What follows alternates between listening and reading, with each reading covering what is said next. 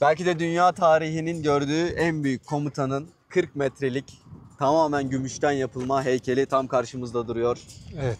Yanımda Burhan var. Selamlar. Beraber bugün birazcık böyle Cengiz Han hakkında konuşacağız. Tarihi bazı şeylere değineceğiz. Aynen. Muhteşem bir yerde ziyaret edeceğiz.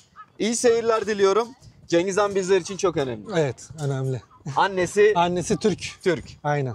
Bunu hatta Moğol yerel bir insanla da teyit ettik. Hatta onu da röportaja katacağız ara ara. Evet. Ondan da bilgiler alacağız. Annesinin Türk, babasının da zaten Moğol kabilelerinden birinin lideri. Adı da Yesugei zaten. Onu beraber hani anlatacağız, değineceğiz. Çok farklı bir hikayesi var Cengiz Han'ın. Aslında ismi Timuçin. Temuçin. Aynen. Timuçin Türkçe.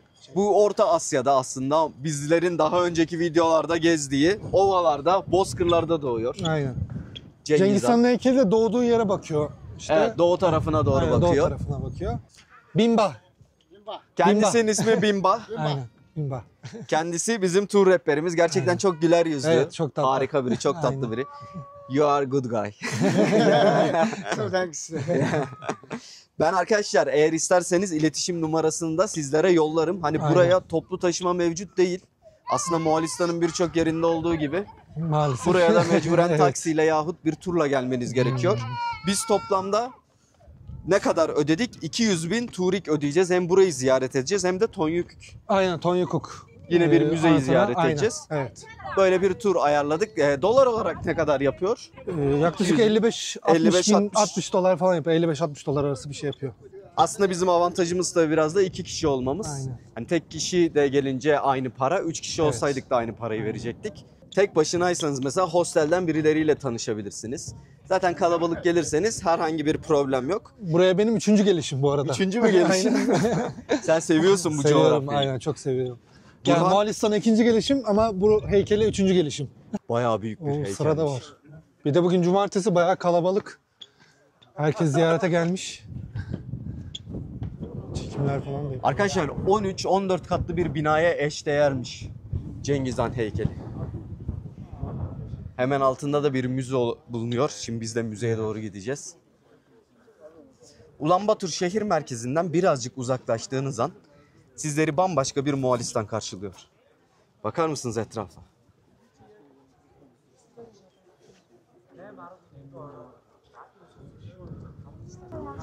Müzeye girmek için de ekstra bir para ödememiz gerekecek. Aynen, 20.000 turik. 20.000 turik. Çok sıra var ama. Ve yine yukarıya çıkabiliyoruz değil mi? Heykelin. Tabii. O sıra oldu, muhtemelen ondandır. Orada çok adam almıyorlar herhalde. Biraz daha küçük bir alan zaten burası. Balkon var. Aynen. Arkadaşlar 1162 yılında şu anda bizlerin de bulunduğu Moğol topraklarında bir çocuk doğuyor. Hatta elinde şöyle ufak bir kan pırtısıyla doğuyor. Oradaki şaman şöyle söylemiş yakındakilere, bu çok kan alacak. Evet.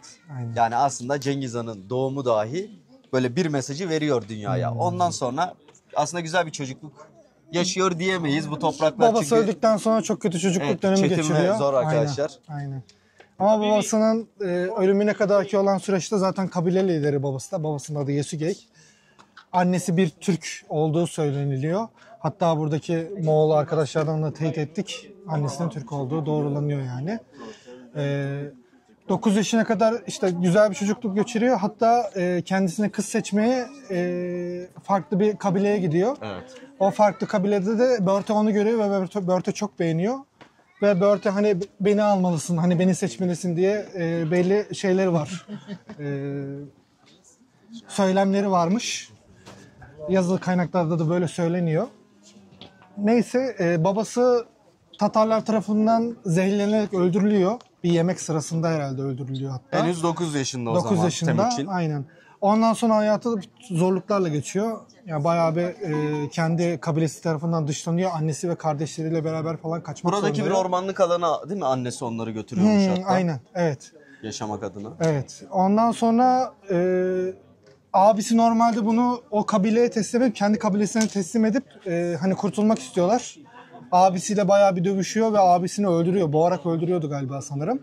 Evet, aynı zamanda abisinin galiba balık tutup balığı paylaşmadığı ve bunun üzerine Cengiz Han'ın da Yani 13 yaşında öldürüyor. Aynen, 13 Aslında yaşında. 13 yaşında bile ne kadar böyle tırnak içinde acımasız, gözü kara, evet, sadakate aynen. önem veren bir Evet. çocuk olduğu, bir lider olacağı o zamandan belliymiş. Aynen öyle.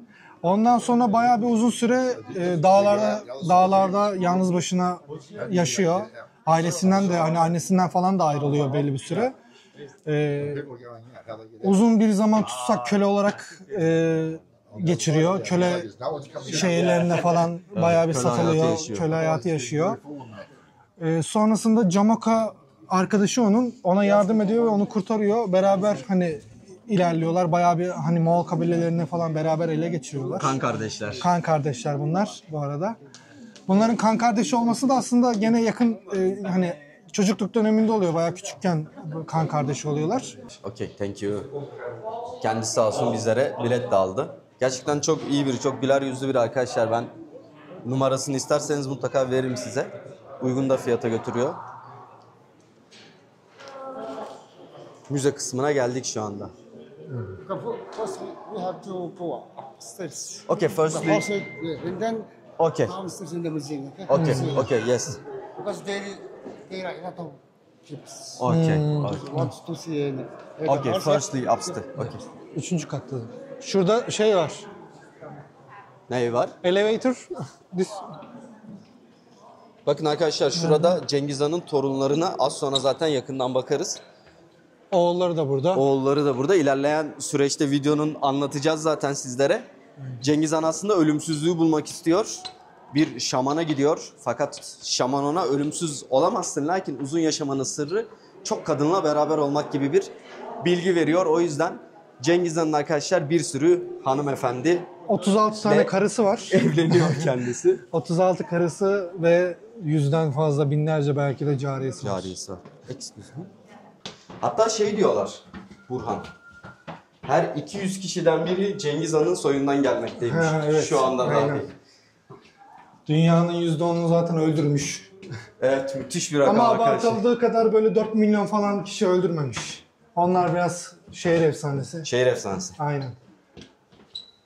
Dünya nüfusunun %11'ini öldürüyor ama sanırım. Ama evet öldürüyor, doğru. Birazcık arkadaşlar gözü kara, acımasız bir lidermiş. Özellikle ona karşı gelirseniz sınırı yokmuş. Sadece orada bir örnek vereyim. Sadece ona karşı gelen bir kişiyi affetmiş. Hatta general yapmış, ödüllendirmiş. Adı da Cebe. Cebe. Onu anlatırız. Ondan bahsedeceğiz. Aynen. Biz neden yürüyoruz? Asansör sırası çok değil. Çıkalım arkadaşlar yukarı doğru. Oralar kalabalık tabii. Yeah. Yeah, okay. Normalde asansör de var arkadaşlar. Biz yürüdük. Önce şuradan bir Moğolistan'ın doğusuna bakalım. Çünkü bu heykel doğu tarafına doğru bakıyor.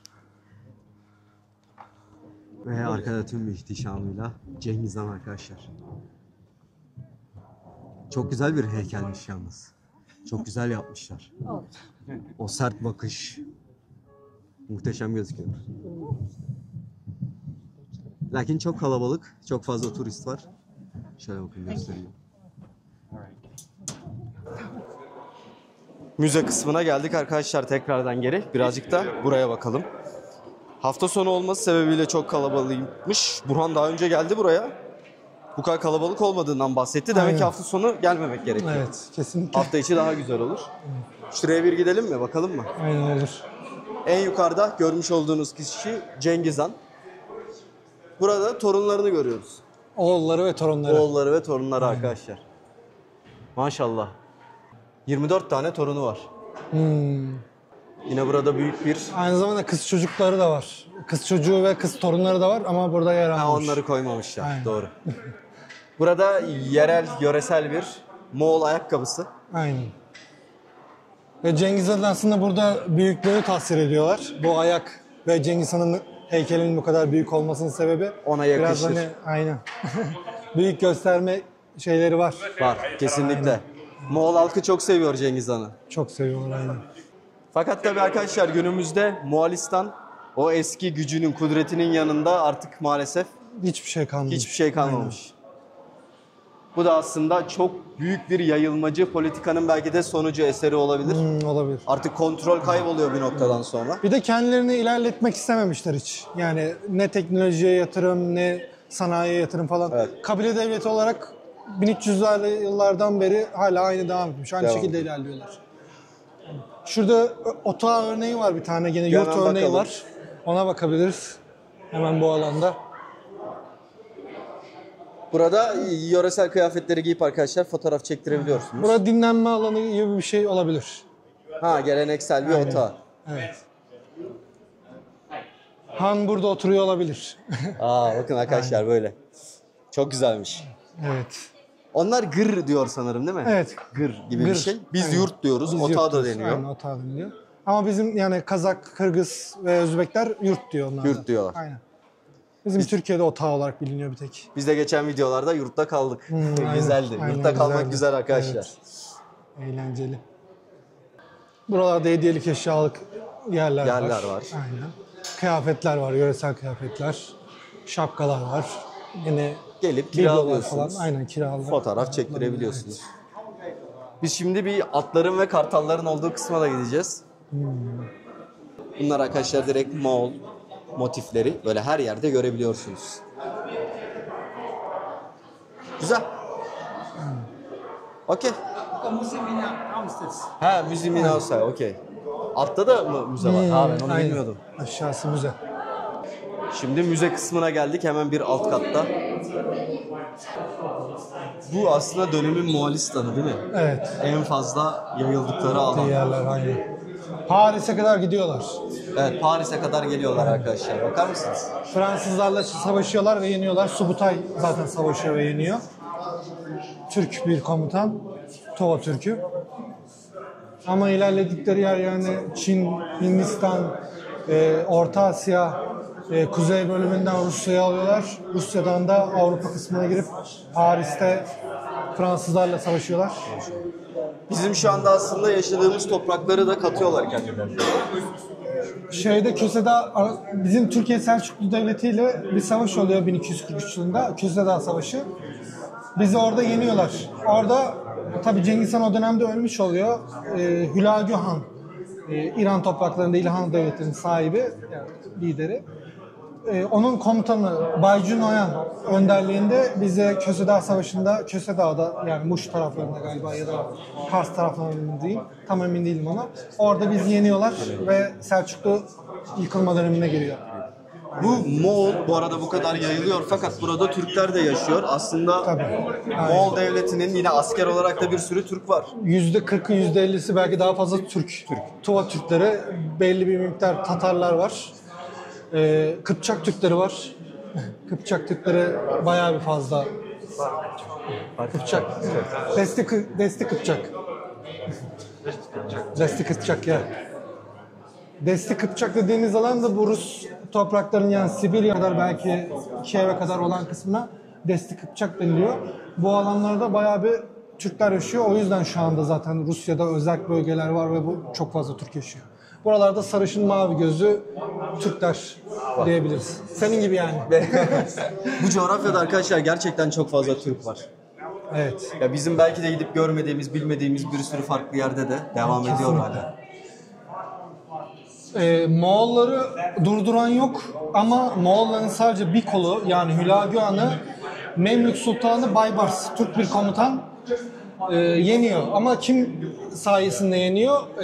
Altın Orda Devleti yani aslında Hülagü Han'ın kuzeni Berke Han yardımıyla Berke Han Selçukluların bir bölümü ve Sultan Baybars Memlükler Moğolların bir kolunu yeniyorlar. Orada günümüz Suriye topraklarında savaş gerçekleşiyor ve Hülagü Han yeniliyor. Ama Moğolların çok küçük bir askeri birliğini yeniyorlar. Yani öyle büyük bir ordu yenilmiyor. Yoksa Mengü Han, Hanlar Ağalı Mengü Han o dönem ve hani Moğolistan'da Karakurum'da o dönem yani tüm ordusunu buraya sevk etse yani Bambaşka mahvederler. bir olay. Bambaşka bir olay olur burada. Aynen. Cengiz Han için Avrupalılar Deccal diyormuş. Çok Doğru, korkuyorlarmış. evet, Kim aynen. bu diye. Evet, aynen. Bayağı bir hani az bir karşılaşmalar olmasına rağmen bayağı bir korkuyorlar yani. Korkuyorlar. Aynen. Cengiz Han'ın aslında niyeti Avrupa'yı fethetmekten ziyade burayla ticaret yapmak diye ben birkaç kaynakta okudum. Tabii yani Moğollar şehir hayatına çok önem vermiyor. Zaten şehirlere çok girmiyorlar. Talan edip çıkıyorlar. Onun dışındaki amaçları kervanlar, evet. Hatta aslında bu noktada şu Orta Asya'da Harezm bölgesinde o dönem Harezm devletinin lideri Muhammed Harzemşah, Muharrem Harzemşah'ın aslında bir valisi, Otrar valisi İnalcık. Moğolların kervanlarına saldırıyor ve adamları idam ediyor. Ve idam ettikten sonra da hani Cengiz Han İnalcık'ı istiyor. Ver bana diyor ama Harzemşah lideri yani Muhammed Harzemşah ileri geri konuşuyor. Sen kimsin falan vesaire gibi herhalde bir kötü konuşmaları var. Ondan sonra zaten Cengiz Han normalde Türklere zarar vermeyecekti ama Harezm'i Yerle bir ediyor. 6 ayda mı 5 ayda mı ne yok ediyor. Galiba girdiği yerlerde özellikle karşı koyulan topluluklarda canlı hayvan dahi bırakmıyor. Bırakmıyor, evet. Ne var ne yok ortada götürüyormuş. Bir detay örneği var. Torununu öldürüyorlar. Herat bölgesinde, Afganistan'ın Herat şehrinde. Torununu öldürüyorlar ve kedi, köpek, canlı hiçbir yapı bırakmıyor. Her şeyi yok ediyor. Çocukları, küçük çocukları dahil herkesi öldürüyor. Birazcık aslında gaddar ve Torununu gözü öldürüyor. kara dememizin Evet. sebebi bu. Aynen. Bir örnekte o Cebe, az önce bahsetmiştik. Cebe karşı tarafta savaşan bir asker, komutan diyebiliriz gene. Cengiz Han'a bir ok fırlatma mevzusu var. Cengiz Han'a tabii ulaşmıyor, gelmiyor. Ama onu takdire şayan kalıyor. Cesaretine çok saygı duyuyor Cengiz Han. Savaş bitip Cengiz Han Cebe'nin ordusunu yendikten sonra Cebe'yi öldürmüyor ama tüm askerlerini Cebe'nin öldürüyor. Cebe'yi kendine general olarak yanına alıyor. Cengiz Han zaten 4 köpeği var önemli. 4 komutan yani sadık. Aslında köpek böyle burada kötü anlam değil. Sadık, hani ona sadık olanlar diyebileceğimiz komutanları var. Bunların en önemlisi zaten Tuva Türk'ü olan Subutay. Paris kıyılarına giden ve 46 sefer düzenleyen bir adam. 46 savaş kaybetmiyor yani. Hepsini kazanıyor. 46 seferin 46'sını kazanıyor. 72 yaşında falan hala at sırtında, at üstünde savaşıyor. Bunlardan biri Subutay, ikincisi Çelme, Cebe ve Kubilay Noyan. Bunlar Cengiz'in önemli komutanları. Batı ordusunun lideri Subutay. Güney kesimlerinin liderleri Çelme ve Cebe. Kubilay da bu orta merkezde beraber. Ve Cengiz Han aslında şeyi kaldırıyormuş ordularından, soylulardan gelme durumunu. Tabii, başarılı aynen. olan en üst Başarılı kademeye olan en kadar üst çıkabiliyor. en büyük düşman işte, yani en büyük düşman diyebiliriz Cebe. Evet, Onun Cebe'yi en general yüksek yapıyor. mertebelere getiriyor neredeyse. Evet. Hatta kan kardeşiyle galiba arasının bozulma sebebi de birazcık buna da dayanıyor. Evet, aynen. Bu orada bayağı bir hem Moğolların Cengiz'in güçlenmesinden biraz çekiniyor Camoka, hem de bu sisteme pek Camoka yapmıyor. Sıcak bakmıyor. Sıcak bakmıyor ve o yüzden de savaşmaların sebebi de bu oluyor. Doğru. Onun bu savaşta da Camoka ile olan, bu gençlik döneminde oluyor tabii. Camoka ile Cengiz Han arasındaki savaş, o zamanlar Timuçin tabii. Arasındaki savaşta çok böyle enteresan bir bilgi var. Moğollar genel olarak gök gürültüsünden korkuyor ama Cengiz Han artık yani o kadar çok kötü şey yaşadığı için, o kadar çok kötü köle zamanında, köle hayatı geçirdiği zamanlarda çok kötü şeyler yaşadığı için korkmaktan artık yorulmuş ve gök gürültüsünden korkmuyor ve Camoka'yı aslında o şekilde avlıyor diyebiliriz. Yani korkunç bir gecede, yağmurlu, gök gürültülü bir gecede Camoka'yı avlıyor. Çadırına gelip, otağına gelip rehin alıyor ve ondan sonra Camoka'yı öldürüyor zaten. Geldi şimşekler. Evet. Aynen. Süper. Zaten bilgi vermeye, sohbet etmeye devam ederiz. Hatta direkt Moğol arkadaştan Aynen, ondan da ufak tefek bilgiler oradan da alırız. bilgiler, röportaj yapalım. Okay, thank you. Burada da dönemin yine haritası arkadaşlar.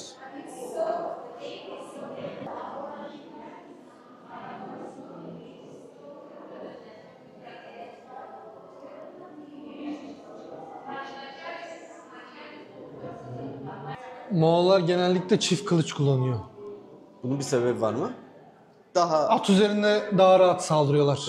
Biz onu genelde Tabii ki- şeyden biliyoruz. Kıyafetleri açmak için hatta galiba, değil mi? Ters olur normalde. Evet. Ama onlar direkt iki kılıçla devam ediyor. Aynen. Kendisi de bizi çekiyor. Evet. Aynı zamanda okçu birlikleri var, atlı okçu birlikleri. Onlar taktiklerde hani gene nasıl diyeyim eski Hun taktiğini, onluk sistemi falan Cengiz Han da kabul ediyor ve saldırma hilal taktiği, kurt kapanı dediğimiz bu yanlardan saldırma taktiğini Cengiz Han da kullanıyor. Cengiz Han da kullanıyor. Türklerle beraber aynı taktiklerin hepsini kullanıyor. Ekstra bizde Türk kültüründeki olan belli törelerde olan yasalar var. O yasaların hepsini Cengiz Han da kullanıyor. İşte çalmayacaksın, birine tecavüz etmeyeceksin. Bunların hepsinin idam ve çok kötü şekilde öldürüyorlar. Yani hiçbir normalde balbal dediğimiz bu mezarı işte mezar olaylarında Türklerde kıyafetleriyle falan beraber gömerler ya da sevdiği en önemli eşyalarıyla falan. Moğollarda da var bu ama o suçu işleyenler, büyük suçları işleyenler çok kötü şekilde öldürülüyor, cezalandırıyor. Öldürülüp ve sonrasında da aslında büyük cezası var. Öldükten sonra bile ceza çekiyor aslında. Cengiz Han Göktürk inancına sahip. Tabii Tengrici inancı Tengri sahip. inancına sahip. Şamanizm ritüelleriyle hani vakit geçiriyor. Zaten her bir kağanın bir şamanı oluyor. Beraber hani ruhlarla, belli ruhlarla ya da ne bileyim Tanrı'dan, yani zaten kut anlayışı var. Tanrı'dan kut aldığı söyleniyor zaten Cengiz Han'ın da. Diğer Türk inançlarında, Türk devletlerinde de var bu. Göktürklerde, Uygurlarda falan da var. Cengiz Han'da da bu var ve bu şamanların önderliğinde falan oluyor. Şamanların yardımıyla oluyor bu haberleşmeler. Bazı kaynaklarda hatta bazı İslam din adamlarının yahut Hristiyan gelip ona işte Müslümanlığı seç ya da Hristiyanlığı seç gibi söylemleri Tabii olmuş. Hristiyanlar da geliyor. Aynı şekilde Müslümanlar da geliyor, Araplar geliyor. Ziyaret ediyor. Bu arada bu oluyor galiba. Bu arada gerçekleşiyor. Cengiz Han soruyor hani anlatın bana İslamiyet'i. Ne gibi özellikleri falan hani neden hani kendi dinimi terk edeyim diye konuşmaları falan var. Hani bizim yaratıcımız tek tanrılıdır ve göğün en üst seviyesinde yaşar. İslam için konuşuyorum. Bayağı bir kafasına yatan şeyler oluyor. Mantıklı gelen şeyler oluyor. Galiba okuduğum kaynaklarda haç kafasına yatmıyor. Peygamberi bizdeki şaman gibi, yani Göktengri inancındaki şaman gibi benzerlik şey yapıyor, sağlıyor. Haberci falan Haberci, diye evet. düşünüyor. Oralar falan çok mantığına yatıyor ama haç mevzusu kafasına yatmıyor. Neden haç yapalım ki? Hani ne gerek var diyor. Çünkü dünyanın her yerinin sahibi hani Tanrı değil mi diyor. Neden belli bir bölgeye gitmek zorundayız gibi bir şey varmış. Okuduğum kafasına bilgiler yatmıyor. kafasına o kafasına. Tengri olarak aslında hayatında sonlandırıyor. Aynen, O öyle. inançta devam ediyor. Zehirlenerek öldürülüyor Cengiz Han. Evet. Aynı şekilde Ögeday Han da ondan sonra gelen oğlu Ögeday da zehirlenerek öldü. Onların ölümleri biraz meçhul, tam olarak bilinmiyor. Bu arada Cengiz Han'ın mezarı çok bilinmiyor. Böyle bir safsata var. Evet. O dönemde bulunan tüm akrabalar, askerler, Cengiz Han'ı gömen askerlerin öldürüldüğü söyleniyor. Böyle bir şey yok. Burhan Nehire Ardın atıldığı Dağı'nda- söyleniyor bazen. Fakat Onunla ilgili bir bilgim yok ama Cengiz Han'ın böyle askerlerinin falan hani onu gören tüm askerlerin, mezarı gören tüm askerlerin öldürüldüğü söyleniyor. Bu safsata Cengiz Han'ın mezarı Burhan Haldun Dağı'nda. Zaten vasiyeti de oymuş. Burhan Haldun Dağı'na gömülmesini istemiş. Burhan Haldun Dağı'da şu an günümüzde anıtı da var hatta bir tane. Aynen. kendisi galiba savaşlardan önce o dağa gidip hatta Tabii kutu oradan alıyor. Kutu oradan evet, alıyormuş. kutu oradan alıyor. Burhan Haldun yani Moğolistan'da bir tanrıymış. o yüzden Burhan burada Galiba aslında Tengri ile bir birisi. benzerliği var. Evet. Burhan bu arada Moğol tanrısı ismi. Moğol Evet. Cengiz Han'ın öldürülmesi de Tankut Krallığı Çin seferinden sonra oluyor. Yolda dönerken öldürülüyor ya da ölüyor, işte zehirleniyor. Onu tam bilmiyoruz. Ondan sonra zaten bir taht 1-2 yıl falan herhalde karısı yönetiminde gerçekleşiyor. Daha sonrasında da zaten Ögeday'a geçiyor. Cüci en büyüğü aslında.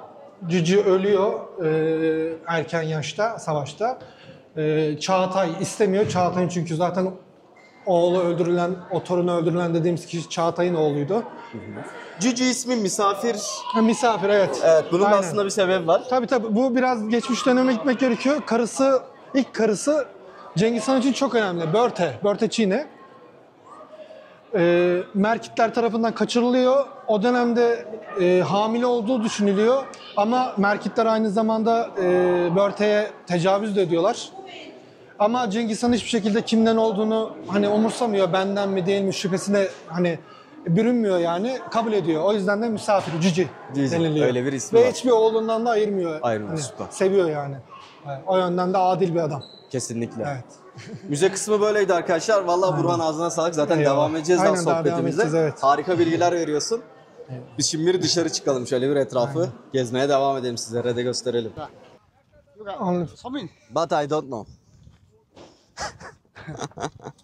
This five Okay, can you show me? times. Oğlum beni vurmayasın ha. Şimdi ok atacağız arkadaşlar. Bir bakalım nasıl atacağız. No. Is this no? Is this Aynen, Okay. iyice germen lazım. Yes. two? Two. Two finger. Elini Two de oraya finger. biraz şey Two yap. finger. Ha, this one. Aynen, Okay. 2 parmak. This no. This. This. 2 finger. Okay. Yeah. This is smoke finger. Ha, smoke finger. It's okay. In smoke, yeah. Yok, biraz daha germen lazım ama. Ya, ya. Ha, aynen, nişan al, gözüne şey yap. Yani alacağım da hiç umut Bak ha, vermiyorum. bak adamınki gibi yap. Okay. Put more. Can you show, repeat again? Apple finger. Atamadı. Okay. Please wait. Oy top top top. Please wait. Çok iyi ya. Bunları hep keseceğiz. Keselim bunları. Easy. Like the same. Attığın kısma. Benden asla olmuyor şey. Olur olur. Benden atalarımın Moğol tarafından geldiği hakkında şüphelerim var artık. Ha ha. Ha, okey. Bak abi bana ters göster. Okey.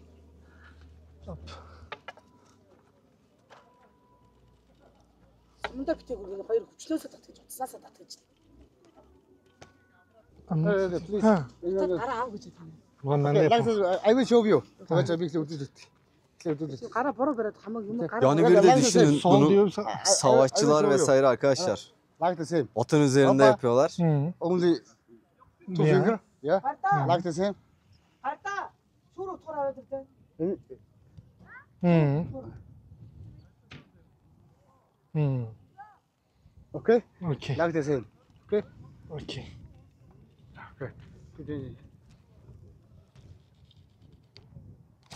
Whoa. Yes. I know.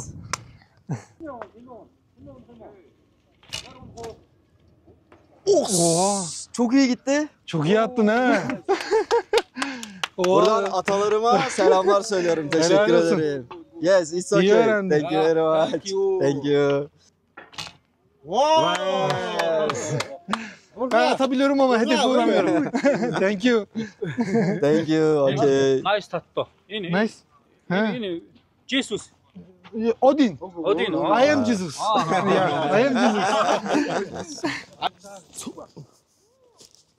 Yes. Diğerini de sok istersen. Soktum. Heh, tamam. Okay. Haydi bire. Havaya kaldır, havaya. Dişe git. Okay. Aynen. Heh, kimse yok şu an, çok iyi. Bayağı çekiyorum. Gelme lan bana da gelme. Woo. Bir daha alacak, bir daha alırlar. Hey, okay. Bak bak, yalnızım. Aman ha. Easy easy. Easy easy. Easy man. Burhan aldı gidiyor.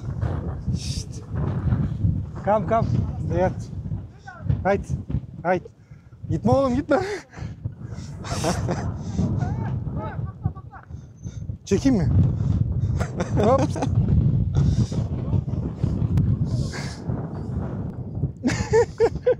Aldım gidiyorum. Sen aldın gidiyordun. Ata aldım gidiyorum.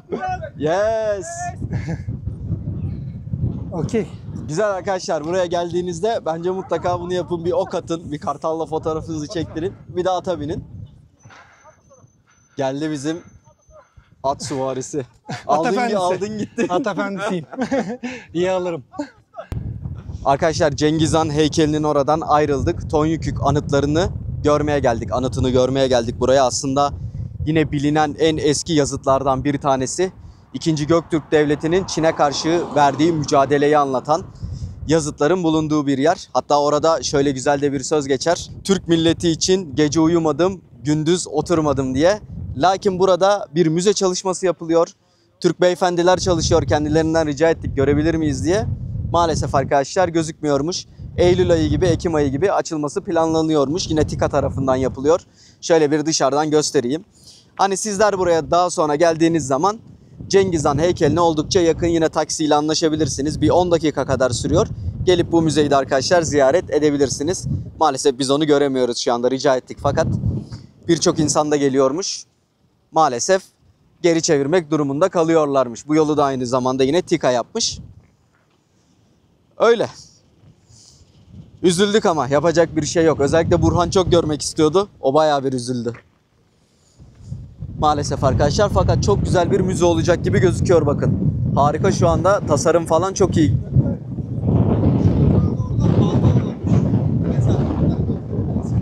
Tamam, onlara bakarız o zaman. Otağın orada.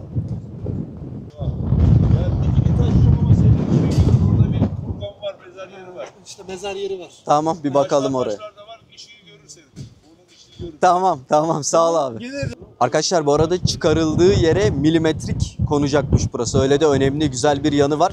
Biliyorsunuz biz Karakurum'da... Kendimi çekiyorum abi. Karakurum'da biliyorsunuz alıp replikalarını koymuşlardı. Biz onları müzede farklı bir yerde görüyorduk. Buradaysa çıkarıldığı yere direkt konacakmış. O yönden de hissiyat anlamında da daha güzel olacağını tahmin ediyorum. Biz tekrardan taksimize binelim. Yavaş yavaş yola doğru çıkalım. Arkadaşlar şimdi biz merkeze geldik. Zaten Cengiz Han ve yazıtlar hakkındaki sohbetimize devam ederiz yine. Burada da farklı yerlere gideriz. Acıktık, bir şeyler yiyelim dedik. Şöyle bakın kendimize, harika gözüküyor. Dana eti diye düşündün değil mi? Dana eti, Sen de. evet. Kokmuyor çünkü. Şöyle arkadaşlar. Güzel de bir sunumu var. Hani porsiyon olarak biraz daha belki büyük bekledik biz ama. Evet, yani başka lokal restoranlar da daha büyük, Daha böyle da büyük fazla oluyor. getiriyordu yani. Aynen. Güzel gözüküyor ama bunların tadını çıkartalım, devam edelim ondan sonra. Selamlar herkese tekrardan. En son Camaka'yı anlatıyorduk. Camaka'yla Timuçin'in, yani daha Cengiz adının daha tam hazır olmadığı zamanlar, daha bir gençlik yılları zamanlarını anlatacağız. Camaka ile Timuçin eski dost, kan kardeşi. 9-10 yaşlarındayken belki 10-11. Tam tarihine tabii siz bakarsınız, emin değilim ben. Kan kardeşi oluyorlar ve beraber bayağı uzun bir süre kan kardeşi olarak devam ediyorlar. Ama ta ki birbirlerine kıskanana denk mi diyeyim, o olabilir. Camaka Cengiz'in, yani Timuçin'in bayağı bir güçlenmesini yediremiyor, kendine haz edemiyor ve Cengiz ya Timuçin'le birbirlerine savaş açıyorlar.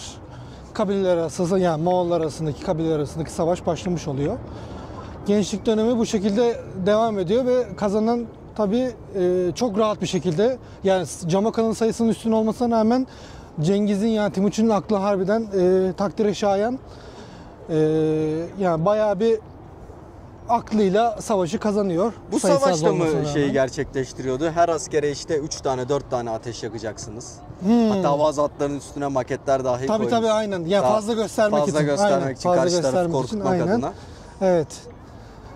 Ve gök gürültüsünü, yani daha doğrusu fırtınalı bir havanın da şansını kullanıyor. Çünkü Moğolların genel olarak çoğu eski zamanlarda, şu an bilmiyorum, gök gürültüsünden korkuyor. Ve Camaka'yı o şekilde gafile alıyorlar diyebilirim ve Camaka'yı öldürmek istemiyor ama öldürmek zorunda kalıyor. Zorunda kalıyor. Aynen. Daha sonrasında Camaka'nın tüm ordusunu da kendine katıyor. Ya tüm Moğol kabileleri artık aslında Cengiz Han'ın, yani Timuçin'in emrine giriyor. Ve Cengiz İmparatorluğu'nun ilk temelleri bu şekilde atılmış oluyor gençlik döneminde. Daha sonrasında zaten Türk kabileleri, belli bir Türk kabileleri, bunlar Desti Kıpçak'ta olan kabileler, yani Sibirya bölgesinde, Kazak bölgesinde günümüzde hala da Desti Kıpçak deniliyor. Bunların başlangıçlarında kimler var? Yani genel olarak hani bu halklar kimler diyeyim daha doğrusu? Kıpçak Türkleri. Bu bizim bildiğimiz normalde sarışın mavi gözlü Türk olmaz ama bunlar sarışın mavi gözlü. Biraz bizden daha farklı. Daha herhalde kuzeyde yaşadıkları için öyle. Tuva Türkleri başlangıçta. Tuva Türkleri tamamıyla ve hala da galiba yani Cengiz Han ve Moğolistan'da da zaten Tuva Türkleri bir tek burada yaşıyor. Şu an hala günümüzde 138-140 tane belki daha fazla Tuva Türk'ü var. Moğolistan'da yaşıyor göçebe olarak. Her neyse Tatarlar Tuva Türkleri ve Kıpçak Türklerini Cengiz'le savaştığını, Cengiz'in yanında beraber Cengiz İmparatorluğu için savaştığını biliyoruz.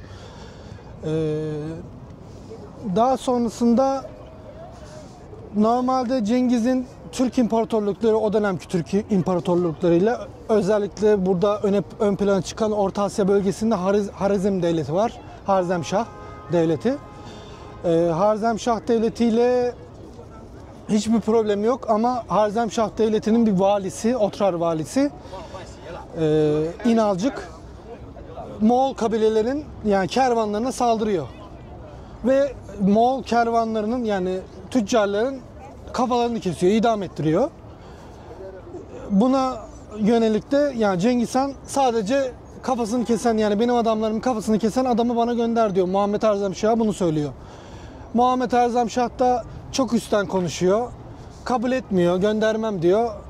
Göndermezsen de ben de seni yok ederim deyip Cengiz Han 6 ayda tüm Harizm bölgesini ele geçiriyor. Ve Harzemşahlar dediğimizde yani bayağı büyük o dönemde, bayağı hani güçlü bir devlet, Türk devleti. Ama Cengiz Han çok kısa bir sürede topladığı tüm kabileler, Moğol kabileleri, Türk kabileleri bunların hepsini toplayıp Harizm devletini ortadan kaldırıyor. Onu zorlayan ve onun ilgisini çeken ama bir adam var Harizm devletinde.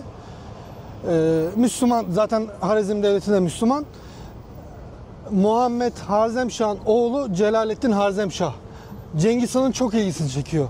Yani Cebe örneğini vermiştik. Cebe'yi hani affetmişti. Hani Cebe'yi aynen general yapmıştı. Aynı şey muhtemelen bence o düşünceleri, bu benim fikrim tabii ki de, tarihin hiçbir yerinde yazmıyor bence. Yazmıyordur yani, ben karşılaşmadım.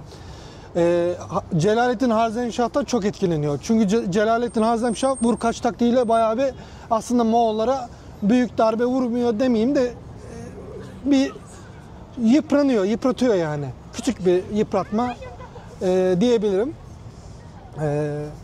Ama Muhammed yani Celaleddin Harzemşah da Moğollar tarafından öldürülmüyor ama belli süre sonra ölüyor. Ordusu zaten kalmıyor. Ondan sonra Bunlar aslında Cengiz Han'ın hep yükseliş dönemi. tabii bunlar yükseliş dönemi. Ama asıl kilit noktası tamamen Orta Asya'yı tamamen ele geçiriyor. Bugünkü günümüz Kazakistan toprakları, Türkmenistan toprakları, İran toprakları, buraların hepsini ele geçiriyor. Kuzey tarafında aynı şekilde Kazakistan'ın daha üstleri, Rusya bölgeleri, Sibirya bölgeleri, bizim bu Ukrayna tarafları, buralara kadar geliyorlar. Buralardan sonra o dönem Anadolu Selçuklu Devleti de Türkiye'de hakim. Aynı şekilde İran topraklarının daha doğrusu Tebriz kısmı Türkiye Selçuklularına dahil. Türkiye Selçuklularıyla Cengiz'in ölümünden sonra tabii bu gerçekleşiyor. Cengiz'i geri dönelim. Cengiz Han'ın ölümü biraz faili meçhul gibi bir şey oluyor. Cengiz Han Çin seferleri sırasında Çin'de de zaten birden fazla krallık var. Bu krallıkların en güçlüsü diyeyim ve kendisini zamanında daha çocukken değil de gençlik dönemlerinde esir alan Tangut Krallığı. Bu Tangut Krallığı'nı günümüzden, tarihten tamamen siliyor. Tangut Krallığı'na dair hiçbir kitap, defter, yazıt, hiçbir şey yok. Sadece belli başlı tapınakları duruyor. Orada o da neden duruyor? Cengiz Han bir rahip Cengiz Han'a yardım ettiği için tapınaklarıma dokunmamasını En başta değil mi bu çocukluk döneminde Aynen, galiba tabii. kurtarıyor. Gençlik döneminde, Gençlik aynen, döneminde kurtarıyor. ona öyle bir söz veriyor. Aynen, o da söz verdiği için sözünde de tutan bir adam. Sadece Tangut Krallığı'na ait tapınakları bırakıyor. Bir de bununla alakalı ben şöyle bir şey okumuştum. Çok ilgimi çekmişti o. Şu anda hangi devlet olduğunu hatırlamıyorum fakat yine bir Türk devletine karşı istila etme amacıyla gidiyor. Türk devleti de direkt ona teslim oluyor. Ha, fakat evet, bizim aynen. camilerimizi yıkma, Tabii. kitaplarımızı Aynen. yakma, bizleri de öldürme diyor. Evet, teslim olalım sana diyor. Teslim olalım diyor. Buhara'da bu gerçekleşiyor. Bu olay Buhara'da gerçekleşiyor. Cengiz Han yani Buhara'da değil de daha doğrusu Buhara'da da buna benzer bir örnek var. Buhara'daki şu örneği söyleyeceğim önce. Cengiz Han Buhara'ya geliyor. İnsanların ibadet ettiğini görüyor. Yani savaşacak adam yok daha doğrusu. Karşısına çıkacak adam yok. Diyor siz neden savaşmıyorsunuz? Belki savaşsanız kazanacaksınız deyip tüm oradaki İslam alimlerini ya da herhangi bir işte dini bütün insanların hepsini öldürüyor. Yok ediyor.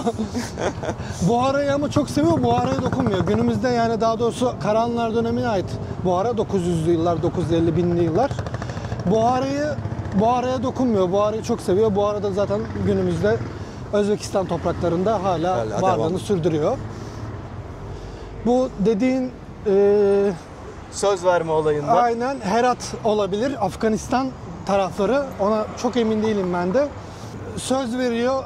Çıkın hani bir şey yapmayacağım falan vesaire diye ama kedi köpek ya küçük çocuk kundaktaki bebeğe kadar yaşlı kimseyi bırakmıyor. Camileri yıkmayacağım diyor ama Aynen. camileri yakın Hepsini diyor. yakıyor. Kitapları Aynen. yakmıyorum, Aynen. dereye atın diyor. İnsanları kılıçtan geçirmiyorum ama diri diri gömüyor. Evet, aynen. Ve diyor bakın ben sözümü tuttum. Evet. Cengiz Han Kesinlikle. gerçekten birazcık farklı bir tarihi Aynen. figür. Cengiz Han'ın ölümü biraz faili meçhul. Nasıl öldüğü, niye öldüğü bilinmiyor ama 65-66 yaşlarında ölüyor. Çin Seferi dönüşünde yani Tangut Krallığı'nı yok ettikten sonra dönüş sırasında nedeni belirsiz bir şekilde ölüyor. Zehirlendiği düşünülüyor. Cengiz Han'ın ölümünden sonra ölümüyle ilgili de bir safsata var. Mezarının kimsenin bilmemesi. Mezarı hala günümüzde şu an biliniyor. Burhan Haldun Dağı'nda. Buradan başkentinden, şu anki Ulanbator başkentinden 1000 kilometre doğuda Burhan Haldun Dağları'nda gömülü. Anıtı da var. Gerçekten büyük bir komutanmış. Ben buraya gelmeden önce çok fazla araştırma şansım olmamıştı. Fakat Aynen. ben de böyle birkaç video izledim. Kendimi sonra alıkoyamadım. Daha da çok video. Evet. Kendini çekiyor yani içeriye Evet, doğru. hatta müsait Aynen. olduğum bir zamanda böyle daha da fazla derinle girip inceleyeceğim. Tabii aynen incelemelisin. Cengiz Han kısmı böyleydi. Evet. Yani buraya geldiğinizde bence sizler de kesinlikle bir araştırmanızı yapıp yine bu videoda biz özellikle tabii ki de Burhan birçok konuya değinmeye çalıştı. Çok da güzel bilgiler verdi. Ya bu topraklarda yaşamış olması, buraya böyle onun hakkında bilgi sahibi olup gelmek gerçekten çok farklı hissiyatlar yaşatıyor. Bir de biz göremedik Tonyukuk anıtları. Aynen. Şimdi Tonyukuk anıtları, Tonyukuk anıtı, Anıtı daha doğrusu. aynen anıtı, bilinen ilk Türk adıyla kurulan devletin ilk yazıtı. Normalde günümüzde tarih kitaplarında yerleşik hayata geçildiğinde hani yerleşik hayatı olanların bir yazıtlı kitabı olur. Ama Göktürk Devleti, 2. Göktürk Devleti bu arada bu. Göçebe yaşamasına rağmen kitabeler yaptırıyorlar. Çin'de olan yaşadıkları problemleri, savaşları, hükümdarın söylediği sözleri bir yere not etmek istiyorlar. Bununla ilgili olarak Tonyukuk bilinen ilk yazıt ve 710-720 yıllar arasında yaptırıldığı düşünülüyor. Ve bunu kitabeyi aslında göstermek istiyorduk ama TİKA şu anda bir çalışma yapıyor.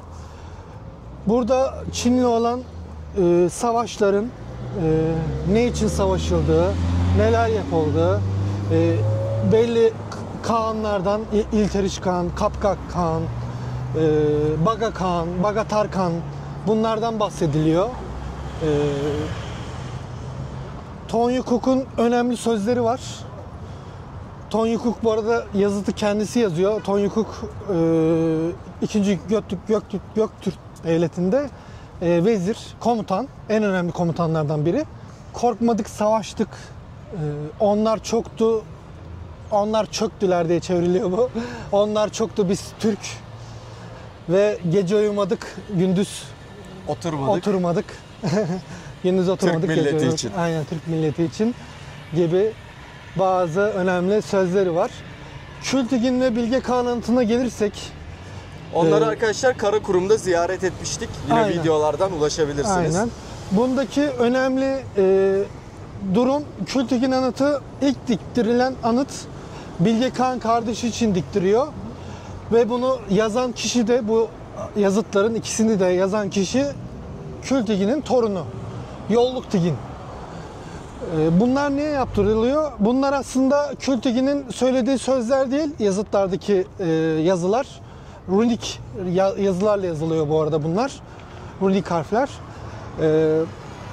Burada yazılan yazıların bazıları Bilge Kağan'ın, birçoğu daha doğrusu Bilge Kağan'ın söylediği sözler.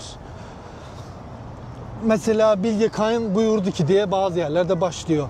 Kültigin anıtı neden önemli? Kültigin anıtında Tenri ve Türk kelimesi, Türk daha doğrusu kelimesi ilk kez orada geçiyor. Ve Tenri kelimesi, ya daha doğrusu Tenri, Tanrı'dan bahsediyor, Tengri'den bahsediyor. Kök Tengri. Bunlardan bahsedilen ilk yazılı metinler, kitabeler. Kitabeler. Bizler Aynen. için çok önemli arkadaşlar. Aynen. Bilge Kağan aslında Göktürk Devleti'nde, 2. Göktürk Devleti'nde lider. Kardeşi Kültigin yardımcısı onun. Doğu Batı diye ayrılıyor. Doğudaki hükümdar büyük abi, yani asıl han, Kağan. Yardımcısı kardeşinden seçiliyor genelde ve kardeşini de Batı Devleti'nin hükümdarı ya da komutanı olarak atıyor. Ama Kut anlayışı Bilge Kağan'a geliyor. Kut inancı daha doğrusu. Tengri Kut'u Bilge Kağan'a veriyor. Burada Bilge Kağan'ın genelde sözleri, Bilge Kağan'ın söylediği sözler, savaşla ilgili bilgiler, tarihteki ilk Türk metinleri burada geçiyor. Bu coğrafyada geçiyor Aynen. arkadaşlar. Türk Buralarda adı da burada geçiyor. Kitabeler bu şekilde. Bir kitabe daha var, Uygur kitabesi. Uygurların kitabesi. Kara Balsagun onun adı da.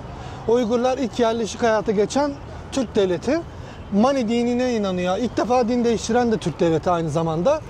Tengri inancından ayrılıp Mani diye bir din adamının diyeyim dinine inanmaya başlıyorlar. Aynı zamanda Budizm de bu dönemlerde başlıyor. Türklerin de aslında ilk ayrılık yaşadığı dinde, hani din ya da Tanrı inancındaki ayrılık yaşadığı ilk devlette Uygur devleti oluyor. Tabi daha öncelerinde batıya doğru gelenlerde Hristiyanlık falan vesaire de var. Böyle de bir kısa bilgi verebiliriz. Şu anda neredeyiz? Şu anda Cengiz Anıtı'nın etrafındayız. Buranın aslında Moğolistan Ulanbator'un en popüler, en hareketli meydanı. Aynen, Burada aynen, aktiviteler meydanı düzenleniyor. Evet, Bakın aynen. arka tarafta Konserler da falan buranın arkasında düzenleniyor konserler burada. düzenleniyor. Yani parlamento binası, meclis binası gene Cengiz Anıtı'nın arkasındaki yapı olmuş oluyor. Evet, şu gördüğünüz Aynen. yer. Buradan havalimanına gitmek isterseniz buradan otobüse binebilirsiniz. aynen. Yani otelinizi aslında bu bölgeden tutmanızda fayda Evet, var. kesinlikle. Moğolistan'ı seviyor musun? Son olarak sana bunu da sorayım. İkinci Vallahi ziyaretin. İkinci ziyaretim 3 de olur, bu 4 de olur. Çok seviyorum. Yani gez bitmiyor. Her geldiğimde farklı şeyler öğreniyorum. Yani gezmekten ya da buraya gelmekten de hiç vazgeçmeyeceğim. Buraya geleceklere ne tavsiye edersin? Var Buraya mıdır tavsiyen? geleceklere yani bizim gibi gezgin gibi yaşayan insanlar hani hostellerde falan rahat eder. Ama genel olarak hani otel falan, hani konforlu alanlar bulacaklarını düşünüyorum. Ve buraya geldiğinizde bu Ulanbator'da, yani başkentinde çok kalmamaya çalışın. Ama tabii kitabeler farklı yönde. Cengiz'in o meşhur atlı heykeli farklı yönde. Çok dağılmış. Yani bayağı büyük topraklar. Gezilebilecek çok yer var. Ama çok da vakit gerekebiliyor herhalde. Evet. Belki ben mesela tur ayarlayabilirler diye düşünüyorum. Tabii aynen. Bir 10 günlük tur ayarlayıp her yeri gezebilirler. Evet, çünkü arkadaşlar Bayağı hani eğlenceli de arabasız yani çok zor gerçekten. Aynen. Hatta imkansıza yakın gibi Aynen. bir şey. Toplu taşıma, metro hiç yok zaten. Tren var ama trende belli yerlere gidiyor, belli şehirlere gidiyor. Otobüsler, şehir otobüsleri de belli başlı yerlere gitmiyor. Görebileceğiniz heykellere falan gitmiyor. Evet. Araç tutmak en mantıklısı. Ulaşım yok. Buraya Aynen. gelmeden bir tur ayarlayabilirsiniz ya da geldiğinizde oteliniz size yardımcı olur. Kesinlikle aynen. Güzel bilgiler verdik. Burhan teşekkür Aynen. ederim. Ben Ağzına teşekkür ederim. sağlık. Eyvallah, sağ olasın. Arkadaşlar yanlışımız olabilir. Aynen. Hani Tabii, suçu tabii. lisan etmiş Aynen, olabiliriz. aynen. Yorumlarda Affola. düzeltebiliriz. Evet. Çünkü çok fazla aslında konuya değindik. Çok da güzel oldu. Güzel bilgiler verdik. Karışıklık yaşanmış olabilir. Aynen, onları beraber yorumlarda sohbet ederiz, Doğru. düzeltiriz. Bu videodan o zaman bu kadarlık olsun. Evet, bu kadar. Var mı eklemek istediğin, aklına gelen başka bir şeyler? Yo. Her şeye Söyleyeceğimizi aynen söyledik. epey yani. bir şeye değindik epey bir şeye arkadaşlar. değindik. Yorum yapmayı, beğenmeyi, abone olmayı unutmayın. Kesinlikle. İzlediğiniz için teşekkür Hoşça kalın. ederiz. Hoşçakalın. İyi bakın kendinize. Bay bay.